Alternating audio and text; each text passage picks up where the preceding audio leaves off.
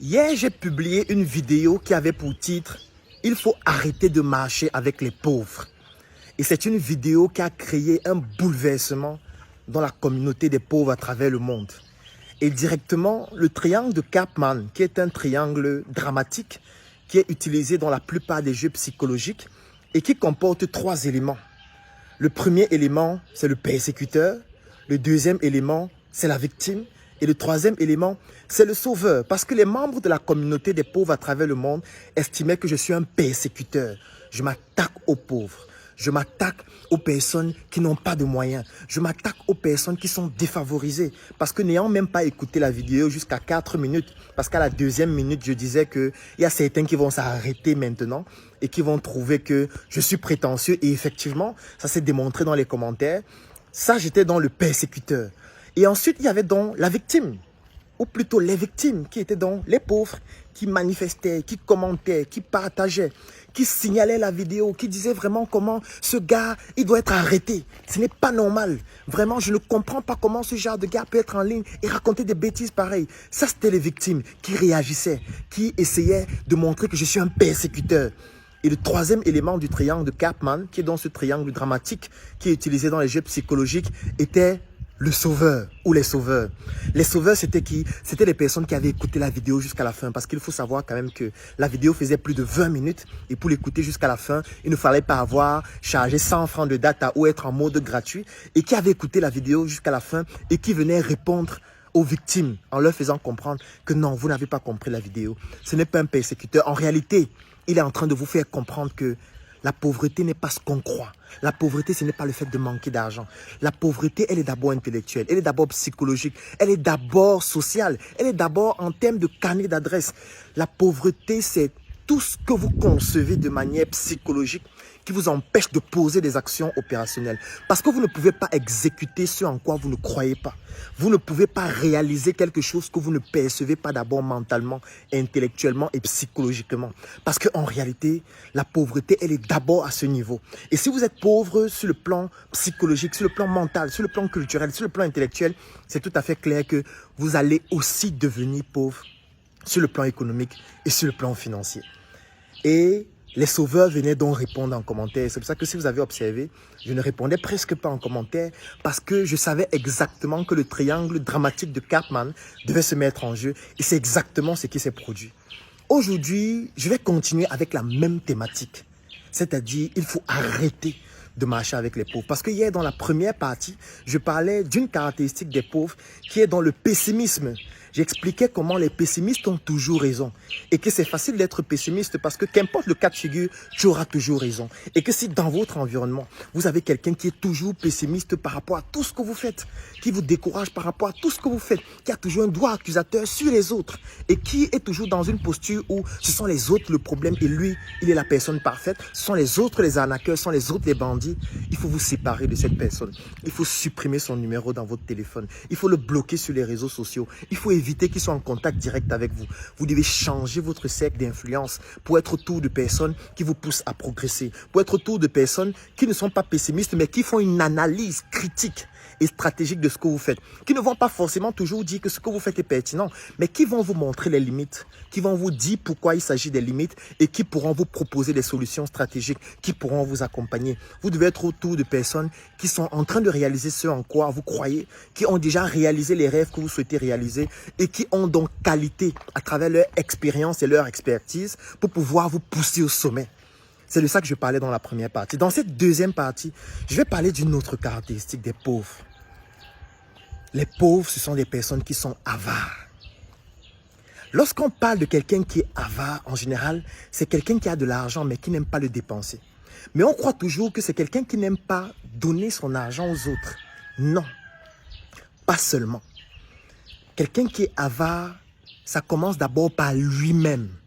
Et là, je vais vous raconter quelques histoires. Un jour, je suis arrivé chez un ami que je suis obligé de ne pas citer. Mais il va se reconnaître de toutes les manières, puisqu'il regarde mes vidéos au quotidien. Je suis arrivé chez lui et j'ai vu une scène incroyable. Nous sommes arrivés, nous étions autour de 14 heures. On arrive donc, sa mère avait préparé. C'était du riz avec de la sauce tomate et du poisson. Et il me demande donc si je veux manger. Je dis, mais gars, comment tu demandes au pape s'il est catholique? Mais la nourriture ici, je veux dire, le riz sauce tomate avec du poisson. Pour un étudiant qui a de la difficulté à pouvoir vivre décemment, qui ne peut même pas préparer tout le temps, ne me pose pas ce type de questions. Mais la nourriture, mon frère, on mange.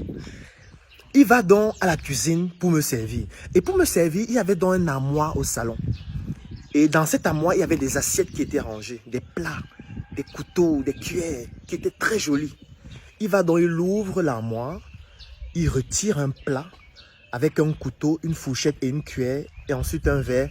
C'était vraiment très beau à voir, puisque j'étais au salon. Il se dirige donc à la cuisine.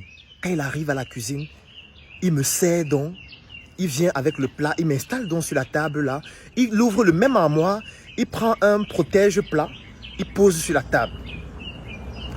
Il me sert. Il prend un verre à eau, il pose devant moi, il met de l'eau à boire à l'intérieur. Lui aussi se sert et on commence à manger. Sa mère était dans la chambre. À un moment donné, sa mère est sortie et elle nous a vu manger.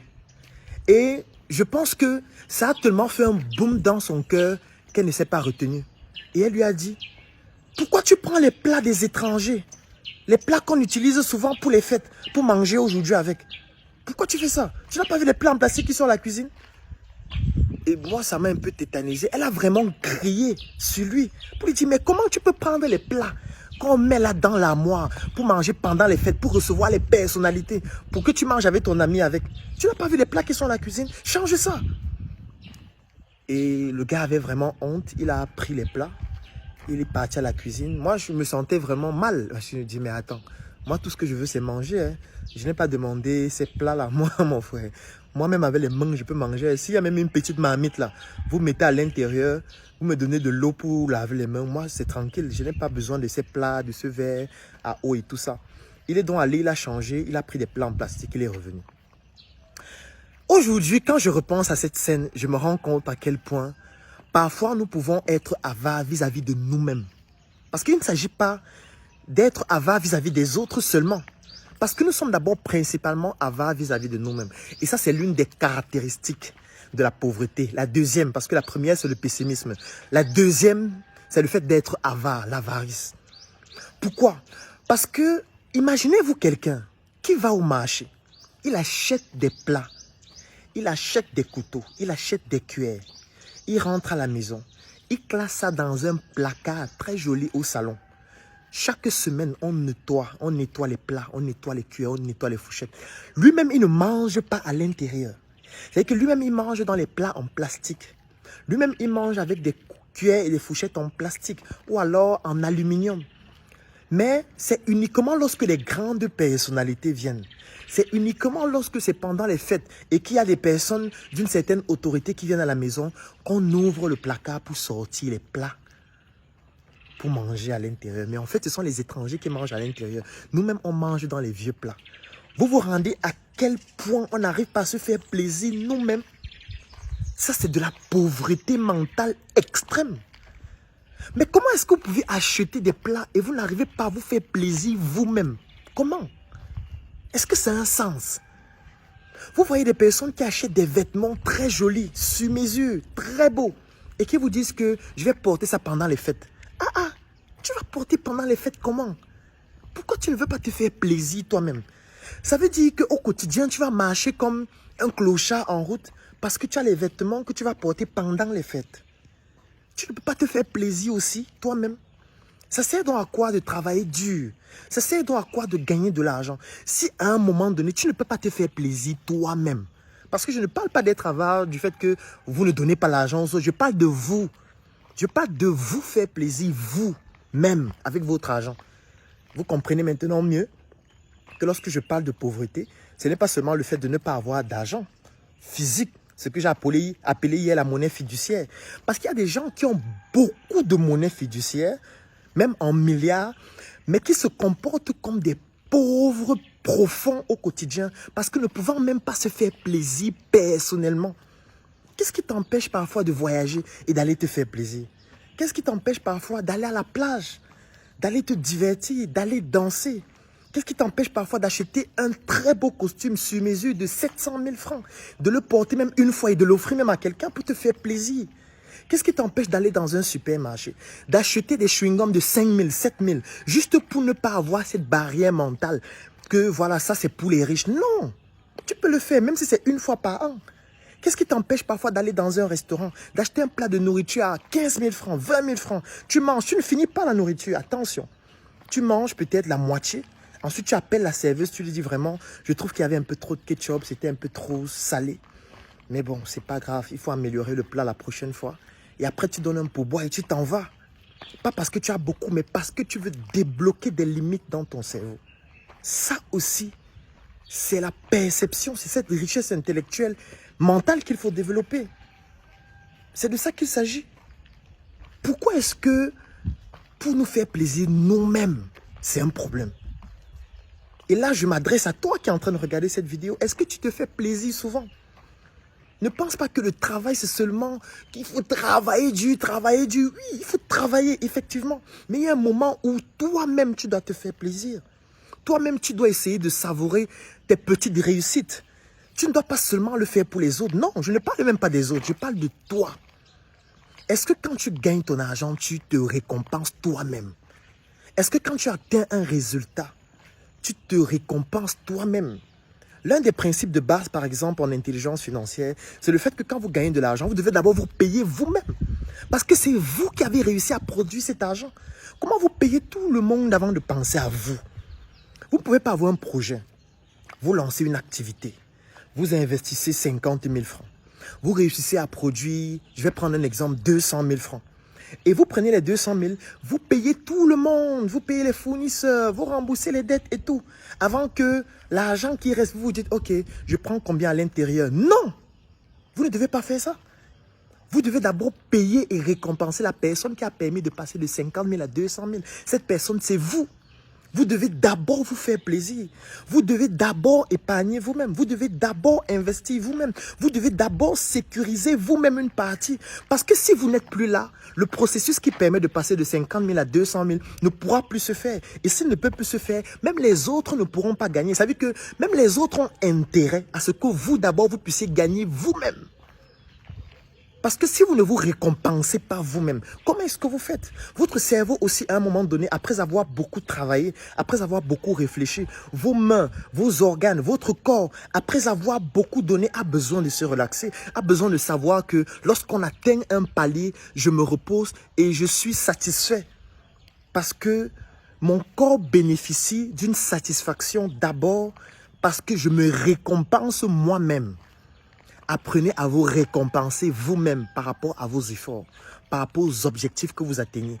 Parce que être avare, c'est aussi ça. C'est-à-dire d'avoir une mentalité qui consiste à seulement accumuler de l'argent, à seulement gagner de l'argent, à seulement remplir son compte bancaire. Mais au quotidien, on ne peut même pas acheter un téléphone de qualité. Mon frère, le téléphone te permet de mieux faire ton travail. Pourquoi tu ne t'achètes pas un bon téléphone? Tu gardes l'argent dans la banque, pourquoi? Alors que tu peux t'acheter un bon téléphone qui te permet de produire plus. Pourquoi tu le fais? Pourquoi tu continues de rester dans cette vieille voiture qui t'envoie au garage tout le temps, alors que tu as les moyens d'acheter une voiture de meilleure qualité? Pour te faire d'abord plaisir. Mais lorsque tu te fais plaisir, ça te permet aussi d'être plus productif. Pourquoi tu ne le fais pas? Pourquoi tu ne t'habilles pas bien? Pourquoi tu n'achètes pas des choses qui te valorisent? Des choses qui te font plaisir? Même si tu vas utiliser ça seulement une fois. Mais fais-le au moins. Même si c'est une fois, fais-le pour toi. Je ne te demande pas de partager ton argent aux gens. Je ne te demande pas de prendre ton argent et distribuer. Non. Je te demande de travailler, d'atteindre un objectif et dire à ton corps et à ton cerveau, merci pour ce que vous faites pour moi. Merci pour tous les efforts. Aujourd'hui, on va se récompenser nous-mêmes. Même si vous partez seul, n'invitez même pas les gens. Parce que je ne suis pas en train de dire que vous devez organiser les charters, distribuer la boisson aux gens. Si vous ne voulez pas le faire, ne le faites pas. Ce n'est pas obligatoire. Allez vous-même seul, vous faire plaisir. Moi, ça m'arrive parfois d'aller dans un restaurant très huppé. J'entre dans le restaurant, je prends la carte. Je commande un plat qui coûte excessivement cher. Le plat peut coûter même 45 000 francs. Je suis seul. J'arrive au restaurant, je commande un plat qui coûte 45 000. Je mange le plat jusqu'à peut-être les 3/4. Je laisse le reste. Je laisse un pourboire, je m'en vais. Ce n'est pas parce que j'ai beaucoup d'argent. Non. Ce n'est pas parce que je veux montrer que je pars aussi dans les restaurants, non. Ça ne me sert à rien. Je n'ai pas besoin d'aller là-bas faire les selfies et publier partout pour dire que j'étais dans tel restaurant. Je ne fais pas pour les autres. Je ne vis pas pour les autres. Je le fais pour me récompenser et pour apprécier moi-même le travail que je fais. Parce que beaucoup de personnes travaillent pour que les autres les félicitent. Moi, je n'attends pas que les autres me félicitent. Je me félicite moi-même. C'est ça aussi, travailler sur la richesse mentale, la richesse psychologique, la richesse intellectuelle, la richesse culturelle. Parce qu'il faut développer des éléments qui vous permettent de vous faire plaisir vous-même. Pourquoi vous ne le faites pas? Il ne faut pas avoir une fausse humilité qui consiste à se dire non, vraiment, voilà, quand tu travailles, tu dois être caché. Parce qu'il y a quelqu'un qui disait que l'argent, c'est comme les oiseaux. Lorsque tu fais des bruits, ça s'envole. Pour vivre heureux, vivons cachés. Ah bon? Pour vivre heureux, vivons cachés. Pour vivre riche, ou alors pour être riche, il faut être caché. Jeff Bezos est caché. Quand vous voyez Jeff Bezos, vous trouvez qu'il est caché. Quand vous voyez Bill Gates, il est caché. Quand vous voyez Mark Zuckerberg, vous trouvez qu'il est caché. Quand vous voyez Dangote, vous trouvez qu'il est caché. Il faut arrêter avec des proverbes qui ne correspondent qu'à certains contextes ou qui ne correspondent qu'à vos limites mentales. Il ne faut pas généraliser des choses qui ne correspondent qu'à vous. Il y a des gens qui sont heureux, qui ne sont pas cachés, qui gagnent beaucoup d'argent, qui sont fiers de se faire plaisir. Il y en a des millions de personnes comme ça. Il n'y a pas une seule manière d'être heureux. Il n'y a pas une seule manière d'être riche. On peut se récompenser. Et moi, j'aime souvent prendre un exemple. Parfois, vous allez voir des artistes qui vont communiquer sur leur richesse. On va dire, Kanye West vient d'acheter une dernière voiture qui est sortie seulement en 2 éditions. Et elle coûte $1 million. Quand c'est ça, quand c'est Kanye West, il n'y a pas de problème. Hein. On dit, waouh, Kanye West, waouh, il est riche. Hein. Magnifique. Jay-Z vient d'acheter un nouveau yacht.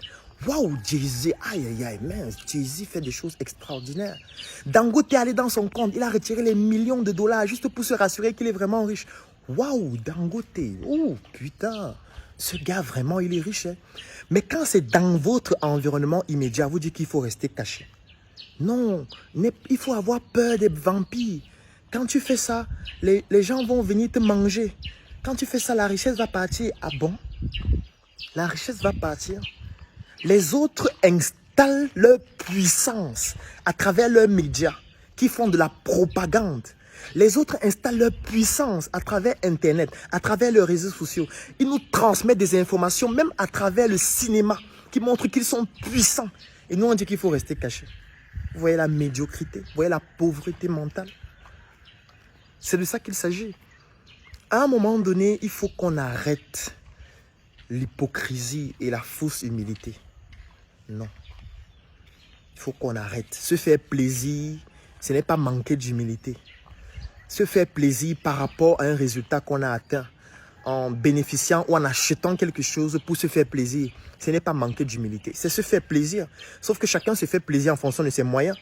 Quelqu'un peut se faire plaisir en achetant, par exemple, une nouvelle chaussure qui coûte 5 000 francs.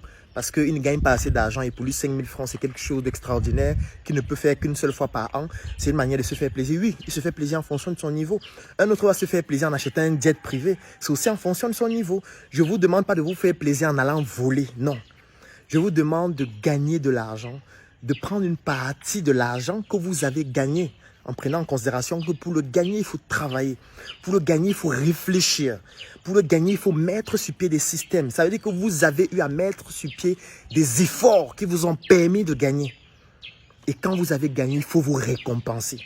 Ne soyez pas avare envers vous-même. Ça, c'est de la pauvreté. Et si vous avez quelqu'un dans votre environnement qui est avare envers lui-même, il faut l'éviter. Parce que c'est quelqu'un qui ne pourra même pas investir pour être plus intelligent. C'est quelqu'un qui ne pourra même pas acheter un livre pour lire, pour se cultiver. C'est quelqu'un qui ne va même pas vouloir aller assister une conférence, à une formation. Il va passer le temps à dire non, les conférences là, c'est les bandits. Ils apprennent quoi? Ils connaissent quoi? Ça, c'est les arnaqueurs. Oui, c'est ce type de personne. Avare envers elle-même. Parce que ce qu'il faut savoir, c'est que vous pouvez ne pas aimer quelqu'un, mais apprendre de cette personne. On n'a pas besoin de s'aimer pour être intelligent ensemble.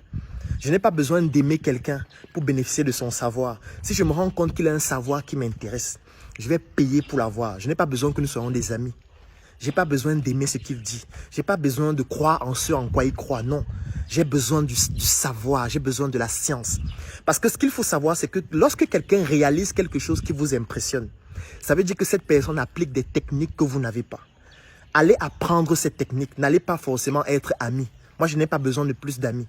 Si je me rends compte qu'il y a quelqu'un en ligne sur Internet qui fait quelque chose d'extraordinaire qui m'intéresse et que cette personne a publié un livre qui parle de cette chose et que ce livre coûte 50 000, même si la personne a déjà fait en sorte que je bouffe des tontines. Quand je parle de bouffer la tontine au Cameroun, vous comprenez de quoi il s'agit. C'est-à-dire que la personne a déjà eu à organiser des campagnes de sabotage sur ma personne, a déjà eu à m'insulter, a déjà eu à me calomnier. Même si la personne a déjà eu à faire ça, si je me rends compte que la personne fait quelque chose de pertinent, réalise des choses incroyables, ou alors a produit un contenu scientifique pertinent, je vais l'acheter. Si c'est un livre, je vais acheter. Si c'est une formation, je vais l'acheter. J'ai déjà eu à acheter des livres, des formations, des contenus de plusieurs personnes avec qui nous ne sommes pas amis. Je n'ai pas besoin de plus d'amis. J'ai besoin de plus de connaissances et de savoir. Et pour avoir le savoir de quelqu'un, on n'a pas besoin d'être des copains. On n'a pas besoin de marcher ensemble chaque jour.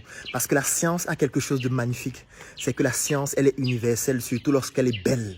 Surtout lorsqu'elle est lorsqu'elle est pointue. Arrêtez de chercher des amis.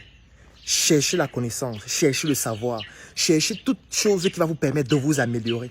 Parce que quand vous vous améliorez, vous augmentez aussi votre compétence, votre savoir-faire, j'ai envie de dire, votre connaissance, votre perception de vous-même. Et quand vous améliorez votre perception de vous-même, vous devenez quelqu'un de riche mentalement. Et quelqu'un de riche mentalement va forcément l'être économiquement et de manière, avec de la monnaie fiduciaire, s'il sait exactement ce qu'il veut et s'il sait se récompenser.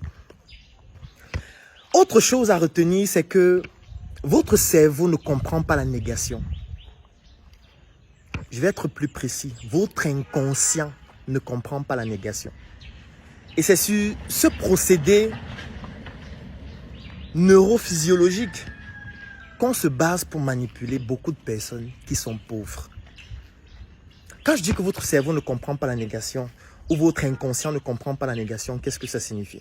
Si vous avez un enfant à la maison qui passe son temps à courir dans la cour et vous avez peur par exemple qu'il tombe et qu'il se blesse et vous passez le temps à lui dire ne cours plus, ne cours plus.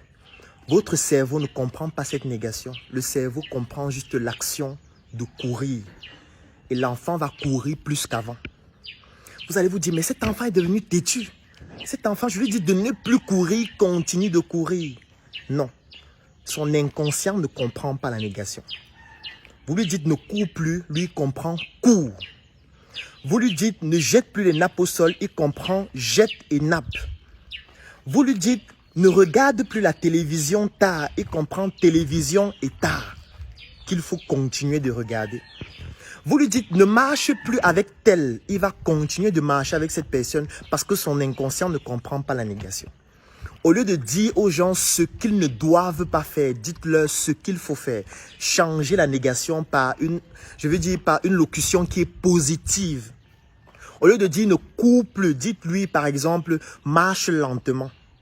Le cerveau va mieux comprendre marche lentement sur le plan de l'action de marcher lentement au lieu de ne cours plus où le cerveau va comprendre cours. Quand j'ai fini de dire ça, vous comprenez donc que en ce qui concerne la pauvreté, on l'utilise pour manipuler. Vous imaginez le nombre d'associations qui luttent contre la pauvreté, qui luttent contre la malnutrition, qui luttent contre la Covid, qui luttent contre le sida, qui luttent contre les violences faites aux femmes. Quand vous dites que vous luttez contre la pauvreté, vous amplifiez la pauvreté. C'est de ça qu'il s'agit. Parce que vous utilisez la négation que le cerveau, ou plutôt plus spécifiquement l'inconscient, ne comprend pas. C'est la même chose avec l'homosexualité. Lorsqu'on dit qu'on lutte contre l'homosexualité, ça s'amplifie. Vous vous imaginez si on doit organiser 5 émissions par semaine, dont le thème c'est lutte contre l'homosexualité, où quelqu'un va venir vous dire, et ça c'est de la manipulation, suivez bien ce que je vais dire tout de suite. Quelqu'un va vous dire, vraiment, l'homosexualité est dangereuse. Nous sommes conscients de cela. Il faut lutter contre l'homosexualité parce que c'est quelque chose d'inhumain. Les homosexuels ne doivent pas se défendre dans notre pays parce que nous sommes dans un pays de droit où on ne peut pas laisser un homosexuel faire ce qu'il veut. Vous voyez ce qui vient de se passer? Ça veut dire qu'en moins de 5 minutes, la personne a déjà prononcé le mot homosexuel 4 fois. Et vous pensez que votre inconscient lui retient quoi? Il retient qu'il faut lutter contre ça. Il retient ce mot 4 fois. Et je vous ai parlé de ça dans une vidéo où je parlais de la mémoire. Je vous ai dit que pour pouvoir faire en sorte que la mémoire reste longtemps dans votre cerveau, il y a un élément fondamental qui s'appelle les alliages spécifiques, qui sont donc des connexions de neurones qu'on appelle les synapses, qui se lient avec les organes de sens et qui permettent de retenir une information pendant longtemps. Je vous ai fait comprendre que pour retenir une information pendant longtemps, il y a 2 éléments qu'on utilise. Il y a la charge émotionnelle. C'est pour ça que quand il y a de fortes émotions liées à un événement, vous n'oubliez pas l'événement. Et la deuxième chose, il y a ce qu'on appelle la consolidation. La consolidation, elle peut être consciente, c'est-à-dire la répétition, ou elle peut être inconsciente, c'est-à-dire pendant votre sommeil. Et la personne qui est en train de parler de l'homosexualité et prononce le mot plus de 4 fois là, qu'est-ce qu'il vient de faire? Il vient de faire une consolidation consciente dans votre cerveau de ce mot qui va se consolider et qui va structurer vos neurones, qui va consolider vos neurones et vous pousser à retenir ça pendant plus longtemps, sans la négation cette fois, parce que l'inconscient ne comprend pas la négation. Vous vous imaginez quelqu'un qui à longueur de journée dit « On doit lutter contre la pauvreté, il faut que la pauvreté s'arrête, on doit lutter contre la pauvreté ». Non! Au lieu de lutter contre la pauvreté, montrez-nous comment gagner de l'argent. Faites une émission où vous dites comment gagner de l'argent, comment saisir les opportunités dans le domaine de l'immobilier, dans le domaine du droit, dans le domaine de la cosmétique. Vous connaissez une chaîne de télé qui apprend à gagner de l'argent?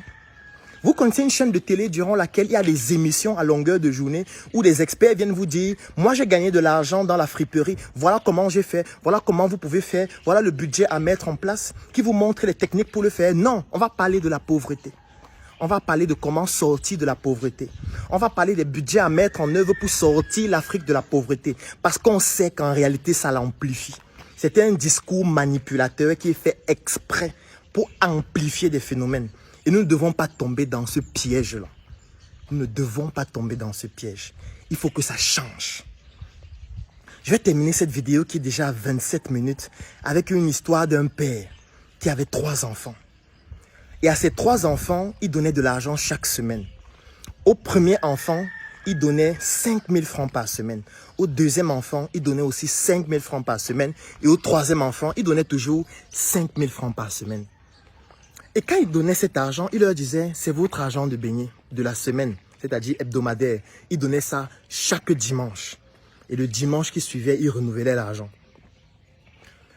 Le premier, qu'est-ce qu'il a fait de ces 5 000? Il a pris ces 5 000, il allait mettre dans une caisse pour épargner. Et chaque jour, il partait à l'école à pied. Il essayait de commander de l'argent aux gens ou alors commander des pains. Il entrait dans les jeux arrache pour arracher le pain des gens, arracher les sucettes des gens parce qu'il savait qu'il a épargné ces 5 000 francs. Le deuxième, lui, il utilisait ces 5 000 normalement, c'est-à-dire il prenait ces 5 000, il part, il dépense, il achète ce qu'il faut, il paye pour son taxi, sa moto, etc. Il part à l'école. Et le troisième a pris ces 5 000 francs. Il s'est dit, papa peut mourir. Papa peut ne plus avoir l'argent la semaine prochaine pour payer mes études. Il faut que je trouve un moyen pour fructifier les 5 000-ci, de telle sorte que même s'il ne me donne plus, que je puisse continuer de gagner. Il a pris ces 5 000 francs.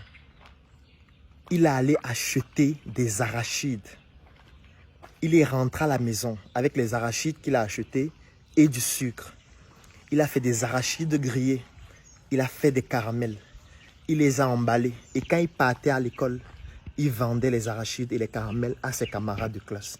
Il vendait dans l'établissement. Il utilisait d'autres de ses camarades pour vendre. Et quand il vendait, ils avaient des commissions. C'est comme ça qu'au fur et à mesure, il fructifiait son argent. À la fin de la semaine, bien évidemment, le dimanche, chacun repartait prendre ses 5 000. L'autre gardait toujours 5 000 dans la caisse. L'autre dépensait normalement comme papa a dit de dépenser. Et l'autre continuait de fructifier son argent. Après 6 mois, celui qui fructifiait son argent est venu voir son père. Il lui a dit, papa, je ne veux plus que tu me donnes l'argent. Garde ça pour gérer autre chose. Je vois que ce n'est pas facile sur toi. Je vois que même gérer la maison, maman et tous les autres, ce n'est pas évident. Moi, considère que je ne suis plus une charge. J'ai réussi à fructifier cet argent et je peux maintenant m'en sortir moi-même. Parce qu'en réalité, avec ces activités, il augmentait son capital au fur et à mesure et il a réussi à commencer à générer chaque semaine des marges de 10 000 francs. Chaque semaine. Je ne parle pas du chiffre d'affaires, je parle des marges. C'est-à-dire, lorsqu'on a enlevé toutes les charges, il lui manquait 10 000. Ce qui fait que par mois, il réussissait à mettre de côté 40 000 francs. Ça lui permettait aisément d'enlever 20 000 francs par mois pour pouvoir faire tout ce qu'il veut, acheter tout ce qu'il veut et avoir 20 000 qu'il peut stocker quelque part. Le deuxième enfant qui prenait 5 000 tous les jours, il dépensait, il n'avait rien, il continuait toujours de venir dépenser. Et le troisième avait une caisse dans laquelle il avait déjà accumulé beaucoup d'argent. Et ce qui s'est passé, c'est quoi? C'est que le père est mort. Et quand le père est mort, le premier qui avait une activité génératrice de revenus, finalement, c'est lui qui s'est chargé d'organiser les obsèques de son père. Il a réussi à financer tout ce qu'il fallait. Le deuxième était devenu le tinda de la maison parce qu'il n'avait plus rien. Tout l'argent qu'on lui donnait, il dépensait, il dépensait, il dépensait. Le troisième a aussi contribué parce qu'il avait épargné son argent. Il a contribué aussi pour le deuil. Et il s'est dit, waouh, heureusement que je gardais mon argent. Hein. Heureusement, vraiment, l'argent, si je vais utiliser ça petit à petit, petit à petit. Sauf que utiliser petit à petit, sans qu'il n'y ait d'entrée d'argent. Le petit à petit là a fait en sorte que tout l'argent qu'il avait épargné est fini. Et qu'est-ce qui s'est passé après? Les deux sont devenus les salariés du premier. Ici, c'est pour vous faire comprendre que l'argent doit être investi. Vous devez trouver des moyens de gagner de l'argent. Si le moyen par lequel vous avez de l'argent provient de quelqu'un qui vous donne de l'argent, vous devez urgemment trouver une activité qui va vous produire des revenus qui ne dépendent plus de cette personne seulement. Parce que le jour où cette personne ne sera plus là, tout ce que vous allez épargner va disparaître. Parce que vous n'avez pas eu la culture d'investir pour faire des échecs. Ou alors pour être victime d'erreurs, d'échecs, pour pouvoir vous améliorer. Et vous n'allez pas apprendre avec votre épargne. Parce que si ça finit, vous n'aurez plus rien. Vous voyez comment des petites actions cumulées ont produit un effet boule de neige qui a permis à ce que leur frère, qui avait le même revenu, c'est-à-dire 5 000 par semaine comme tout le monde, a réussi à produire des choses qui permettent à ce qu'aujourd'hui il devienne le chef de famille et que ses deux autres frères deviennent ses salariés. C'est ça la richesse. La richesse, ce n'est pas seulement d'avoir des comptes pleins.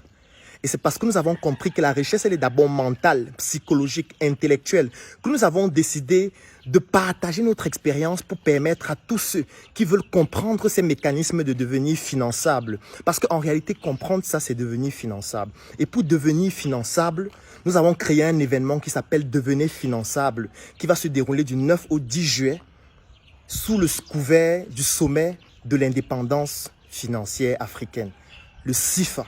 Le CIFA, c'est le sommet de l'indépendance financière africaine que nous avons décidé d'organiser avec la Wakanda Academy de Yann Amon en partenariat avec la Startup Academy et plusieurs autres orateurs excellents comme Ricardo Kanyama de la RDC, auteur du livre La chèvre de ma mère ou encore Amina Habib de la Mauritanie et beaucoup d'autres expertises qui viendront à travers le monde pour partager avec vous notre expérience sur la thématique Devenez finançable du 9 au 10 juillet. C'est un événement qui se déroule en présence physique à Abidjan, en Côte d'Ivoire, pour des personnes qui auront la capacité de pouvoir y être.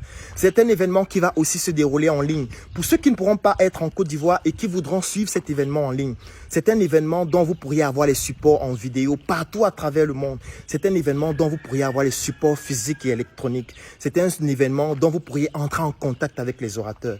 C'est un événement unique qui va se dérouler une seule fois et qui va vous permettre de bénéficier de l'expérience des personnes qui vous montreront simplement avec des exemples pratiques comment est-ce que vous aussi vous pouvez devenir finançable, que vous soyez entrepreneur, que vous soyez salarié, que vous soyez fonctionnaire, que vous soyez dans n'importe quel secteur d'activité, pour qu'enfin vous puissiez comprendre que arrêter de marcher avec les pauvres ne veut pas dire qu'on est condescendant, mais veut dire qu'on change sa perception pour devenir finançable et pour améliorer sa vie. Si vous souhaitez bénéficier de cet événement extraordinaire qui s'appelle le CIFA et qui va se dérouler du 9 au 10 juillet, il y a une seule chose à faire. Écrivez en commentaire « Je souhaite participer au CIFA » et nos équipes vont vous contacter pour vous donner un lien à remplir que vous allez remplir et nous allons vous contacter pour vous donner toutes les informations qui vous permettront de bénéficier de cet événement extraordinaire et unique qui va se dérouler du 9 au 10 juillet.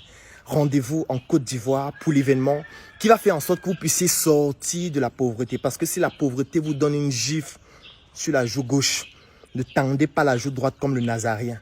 donner un coup de poing à la pauvreté pour accéder à la richesse et devenir finançable.